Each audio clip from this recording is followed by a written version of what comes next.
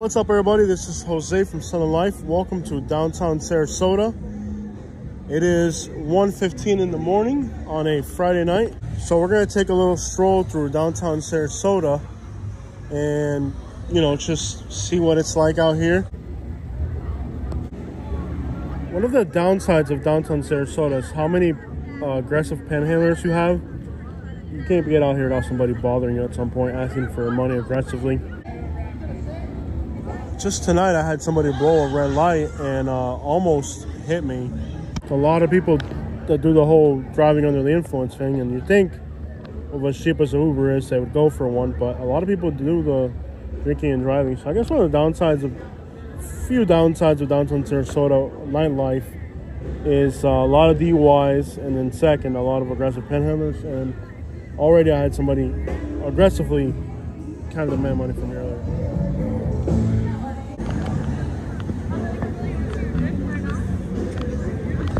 For sure, right? Yeah. Maybe next week, right? I guess one of the other downsides of downtown Sarasota is that there is really a visible homeless presence here. Friday nights, they force them out, really. But if you come like any other time, then there's this monstrosity. Let me grab a Coke out of the fridge real quick. So for being this time of the year, tonight's a relatively cool, comfortable night to go for a walk on, actually. But I do feel like there's a few things about nightlife here that it's like, the aggressive panhandlers and stuff like that. Like, for as expensive as Sarasota is, I don't think they should have that problem. The smell of weed, it's just unbearable here. No other state smokes more than Florida. And if you've traveled, I have people that come from California. I meet people who come from California where it's legal, and they tell me that there's more smoke in the air here than there is in California where it's actually legal. And even here tonight, where there's police officers everywhere, the smell is in the air as well. Medicinal is legal in Florida, but these are young, healthy people. People who are sick and infirm are not out and about at 2 in the morning clubbing and dancing. So there's no denying the clear fact that most people who claim to be using it for medicinal purposes are using it for their own recreation, or what I would refer to their own addiction, because I think addiction is a more proper, that's how I would describe it, really. But it's interesting to me how, it is illegal in Florida, but Florida consumes more than any other state I can think of. It's very prevalent here, and that's why I'm almost certain that it's going to pass the ballot, because there are states where it's even less prevalent than here, and they've passed it. So I think everybody is under the understanding that it's going to become legal in Florida. Now, of course, the governor of Florida and a few other politicians have said that if it becomes legal in Florida, then they're just going to create a statewide smoking ban. Oh yeah, that's a cool work truck, man. That's the coolest work truck I've ever seen. So the governor of Florida has said, well, if it does pass the ballot and become legal, he's going to make a statewide smoking ban on anything. You won't be able to smoke anything in Florida. And that's interesting because, his job is to represent the people of Florida.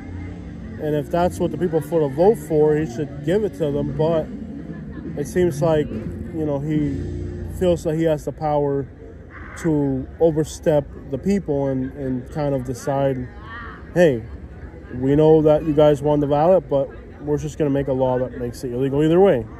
So even if it becomes legal in Florida, you won't be able to smoke. There's going to be a statewide smoking ban that the governor is going to sign to pretty much cross out. And that means that people that even smoke cigarettes won't be able to smoke cigarettes in public, and then you have places like Ybor City, just north of us, where, in Ybor City, there's historic buildings that sold tobacco since the 1800s. So that's going to be a problem for the historical district of Ybor City, which, you know, it's a historic district that is basically founded by the tobacco industry. So whether you think it's right or wrong, that's not what we're debating on today's video. What we're talking about in today's video is the most likely reality. But whether you are in Jacksonville or in Sarasota or Miami, throughout the entire state of Florida, you'll be hard-pressed to find another state that consumes more than Florida, whether legal or not. And even here, with a huge police presence, you find a lot of people openly engaging in that activity. So it's an interesting idea. Florida's a weird state because Florida, on one side, you have all of the, you know, conservative voting people, maybe for their tax purposes, but you also have a state that is ever more increasingly involved in activities that are more liberal. Florida's a state that, you know, it's known for partying, drinking, and anything beyond that. Florida's overdose rates are not among the best. It's you know, it's leaning towards the worst. It's not among the worst states, but it's not among the best. People who are in the politics are going to want you to believe that everything fits either on their liberal or conservative flag, and things are either red or blue. You know, they're very polarizing, but there's a lot of issues that no longer can be defined by politics, and that really hurts people that are politically minded, because they want you to feel that their political party can fix every problem that the world has. It's clearly a liberal thing, but a lot of people in Florida that don't vote liberal want to engage in that activity. And we're seeing a lot of topics now, like, you know, smoking, homelessness, and a few other subjects where, you know, like in the case of homelessness, the vast majority of the laws and efforts against the homeless are coming from Republican governments that are oppressive, actually, against the homeless. Basically, they're oppressive against the homeless, really. Republican policies are oppressive against the homeless, but a vast majority of the homeless population, 80 or 90% of people that I meet that are homeless, tell me that they're Republicans. So when it comes to homelessness, you know, smoking, and many of the other issues that are relevant in Florida today, you're finding that the political narrative no longer fits. People want to make you conform either to one political ideology or the other, and today people are very divided, and it's ridiculous to think that everything has to be either red or blue. The country has become politically very polarized, and people that are into politics try to force people to decide. And if you decide you're with this group, then you got to believe everything they believe. If you're with the other group, then you got to believe everything they believe. And you're almost forced to stand on everything that these political parties want you to believe on. And the state of Florida has become a really nasty political battleground. And with that, you know, they want to politicize everything. And, you know, like, I drive a pickup truck because I've always driven pickup trucks. I used to work out of pickup trucks. I like pickup trucks. People look at pickup trucks as a political statement. Am I trying to make a political statement by driving a pickup truck? No. I drive a pickup truck because it's what I drive. It's not a political statement. I'm wearing a camo outfit, camouflage. A lot of people just assume that if you dress like this, that you're some racist redneck, whatever. But not the case. It seems like today, everything from the clothes you wear to the car you drive, they want to politicize everything. The state has already said that even if it passes on the ballot, they're going to make other laws to ban smoking as a whole. So basically, the state of Florida is saying, you know what? Go ahead and vote however you want. We're still not going to allow this. Yeah, there's nothing about Oklahoma that makes you say, wow, that's what I want my state to become, you know? It's bad. It doesn't really, to the point where even people that engage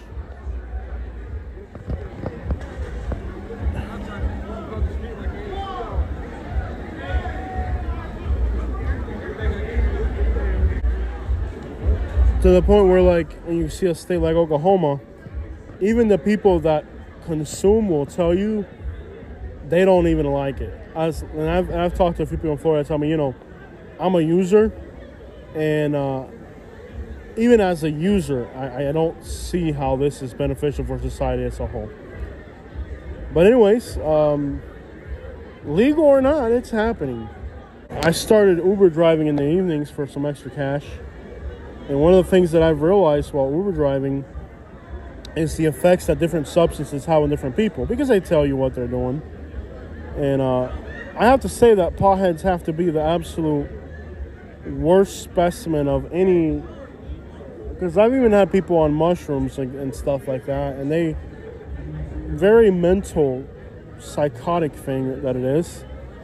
But even that, the guy was just passionate about things, and they tip really well, actually, because if they like you, then they feel like if they're on that stuff, they feel really passionate about everything.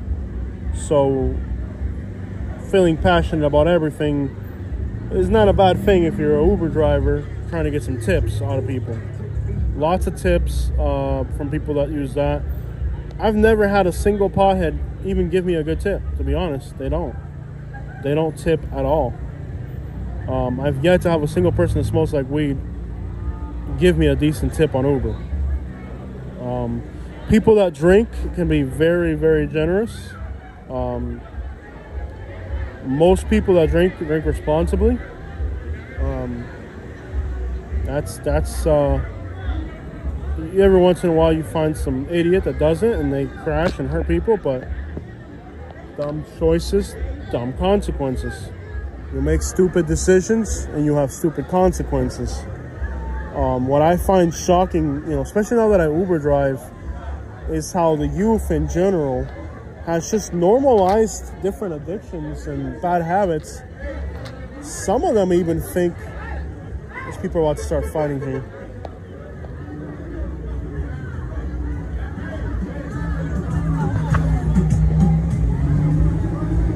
Reggaeton in the Lambo. These people are about to start fighting. It's about to turn into a fight right here. And this is normal, sadly. You know, like I said, around 2 a.m., people are starting to leave, so it's about to go off. They're about to fight. People are clearing out. You know these types of events, how they end up. Let me hide behind the car so I don't get shot. It's sad that this is how these things... This is a nightly thing out here. I'm going to go ahead and hide behind the car, so when they start shooting at the car, somebody doing donuts over there, okay. Yeah, I'm going to hide behind the car because I ain't trying to get shot. But that's the reality of... I don't give a fuck if it's your birthday, that sucks. I'm gonna hide behind the car. It's not worth getting shot. All it takes is something like this to pop off, and somebody innocent has nothing to do with it ends up getting hurt. This is the type of scene right here where easily could turn into a shooting scenario. And you know, if you're out this late, it's garbage this late at night. The only thing out here late at night is people smoking, people fighting, people drunk. You know, early in the night, people that are drinking and just, you know, getting an Uber home, they have a great time. But by about 2 in the morning, the groups that are out here this late at night, half the time, these types of things turn into fights, shootings. It comes with the environment, though. I mean, you have, you know, people that are having a good time. You have bars, restaurants that make money, create jobs. You got people like Uber drivers that depend on that as well. But, you know, some people just can't act right when they start drinking. Yeah, and people don't realize that for the most part, cops are just nothing more than decoration. They don't get involved or whatever. If people are smoking, they don't give a crap if people are smoking. You really think these cops are gonna come out here?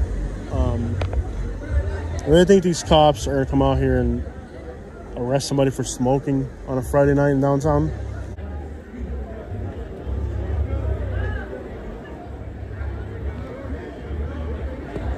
On violence and crime, Sarasota had 0 homicides last year, and we're halfway through the year, and they've already had 4. So something really bad happened here in Sarasota.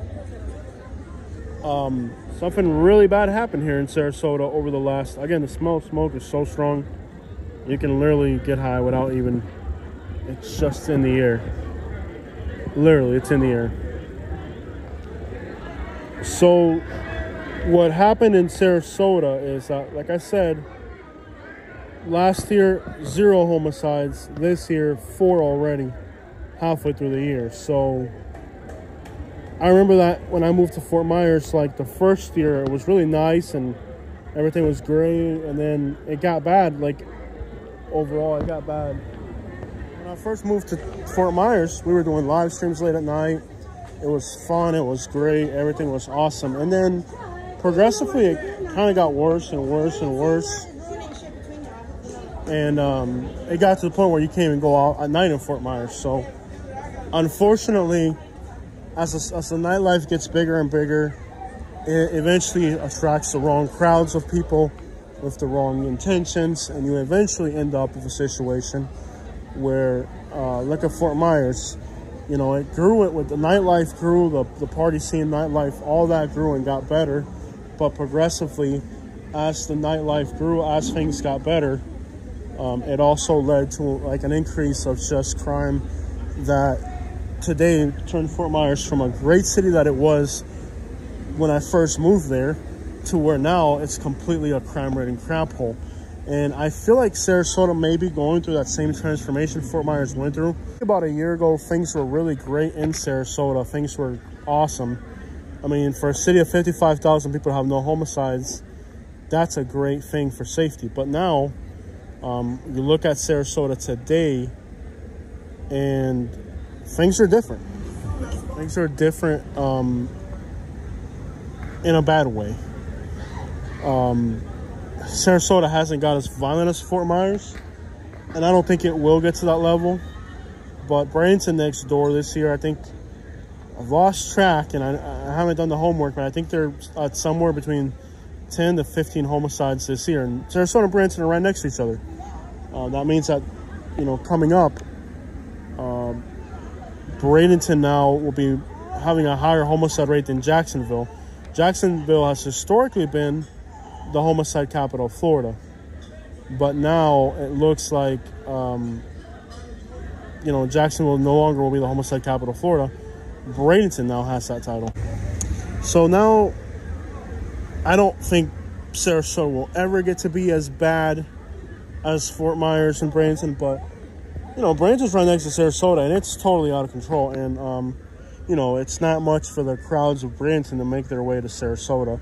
Now, endemically, they're very, very different cities. Sarasota is more touristy, it's more seasonal, it's more expensive, it's more fancy. While Bradenton is kind of more local. It's like even in the summertime. Give me a second. Even though in the summertime, like Bradenton has about as much traffic, you know, like I guess the difference in traffic in Sarasota, during the winter, Sarasota is just a nightmare of traffic. Bradenton, if, you know, both cities increase a lot during the winter when the snowbirds come down, but Sarasota is more tourist dependent.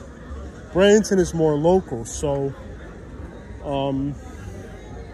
could the crowds that we see in Bradenton that are engaging in the violence over there hop on over here? Probably. I don't know.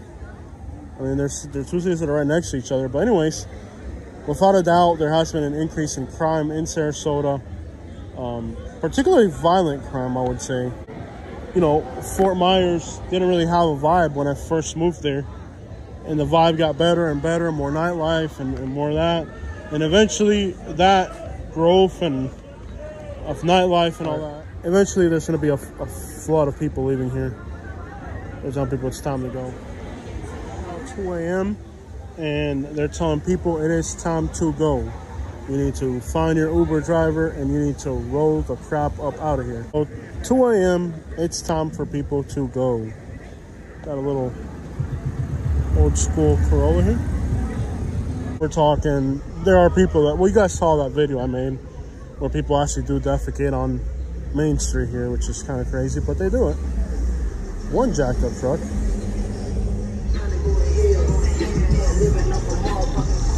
Okay, so all of a sudden late at night, the jacked up truck show up.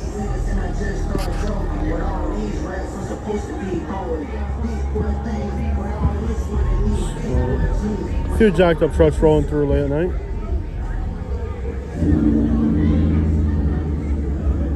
I got the Uber app on, but I'm getting notifications for passengers that are like 20 minutes away. I don't understand why, if I'm here on Main Street, I'm not getting notifications. You got a lowered Cadillac.